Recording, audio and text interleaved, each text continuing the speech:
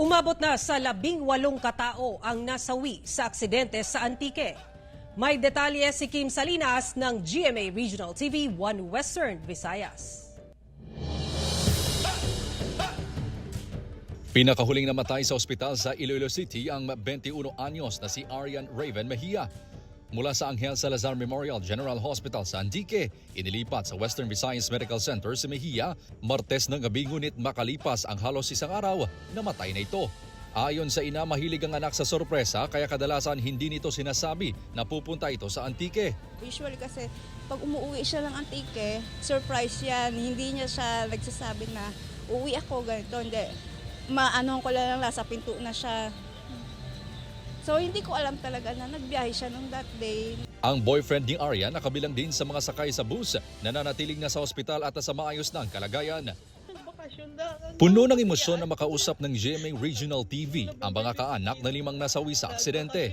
Nasa Kuwait ang OFW na si Melody Binyas nang malaman na kabilang sa mga nasawi sa aksidente ang mga kaanak niya.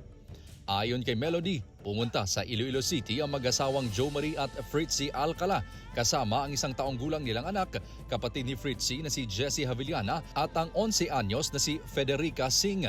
Sana yun din sa gusto namin na mapadali yung uwi ng mga bangkay ng mga pinsan ko, sir.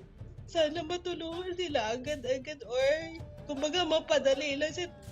Hindi naman na maagad-agad, basta mapadali lang yung uwi, sir, kasi ang dami nag-aantay sa kanila. Nagpapatuloy pa ang investigasyon hanggang ngayon ng kapulisan sa posibleng dahilan ng pagkahulog ng bus sa bangin. Initially, overspeeding pa po yung result ng initial investigation natin. Kinokonsidera rin ng pulisya na posibleng nawala ng preno ang bus base sa nakalap na impormasyon sa ilang residente malapit sa lugar.